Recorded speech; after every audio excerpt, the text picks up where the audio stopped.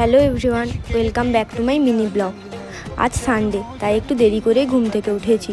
অন্যান্য দিন যে খুব তাড়াতাড়ি উঠি সেটাও নয়। ঘুম থেকে উঠে আমার প্রথম কাজ তোজোকে আদর করা। আর তোজো আসার পর থেকে আমাদের বাড়ির প্রত্যেকের সকালটা শুরু হয় তোজোর মুখ দেখেই। সকাল থেকে উঠে সবার একটাই কোশ্চেন, তোজো কোথায়। তারপর ফ্রেশ হয়ে বিছানা গুছিয়ে তোজোকে বিস্কুট খাওয়ালাম। তারপর আজ হেয়ার ওয়াশ করব, তাই হেয়ার অয়েলিং করে কফি বিস্কুট খেয়ে নিচ্ছি। দেন রুমটা পরিষ্কার করে কিছু জামা কাপড়ও ধোয়ার ছিল, ধুয়ে ছাদে দিয়ে এলাম। স্নান সেরে চুলটাও শুকিয়ে নিয়েছি।